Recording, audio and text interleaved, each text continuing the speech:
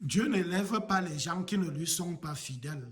Les gens qui sont toujours prêts à abandonner Dieu, toujours prêts à trahir Dieu, toujours prêts à se soumettre aux règles et exigences de ce monde. Dès qu'il y a une petite épreuve, on cède. Dès qu'il y a une petite tentation, on cède. Dieu n'élève pas de telles personnes. Dieu élève des personnes qui arrivent à franchir des épreuves.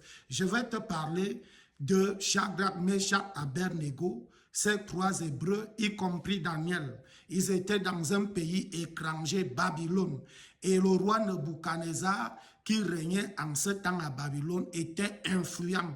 Personne ne devait désobéir à ses ordres. Mais les trois Hébreux, Shadrach, Meshach, Abednego, ont dit au roi, nous ne nous soumettrons pas à ton Dieu parce que c'est une idole. Alors cela a excité la colère du roi. Il ordonnait qu'il soit jeté dans la fournaise ardente. Mais tiens-toi bien, étant dans la fournaise ardente, Dieu a envoyé son ange pour les protéger. Et le roi a été saisi par une frayeur, une peur.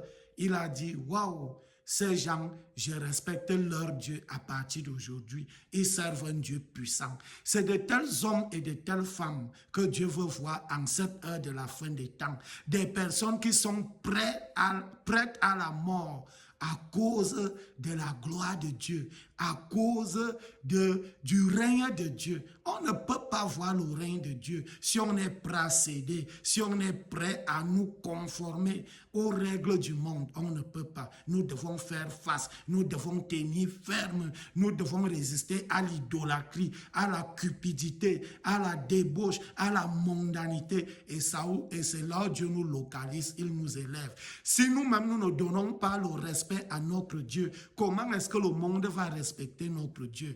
Parce que le roi Nebuchadnezzar arrive à tirer une conclusion.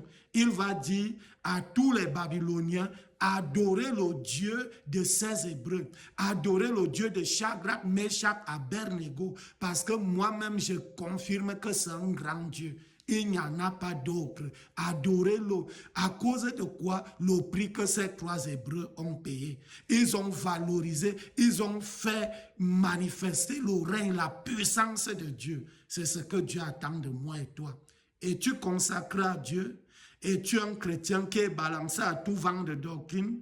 Es-tu un chrétien caméléon? Il faut que tu sois un véritable chrétien.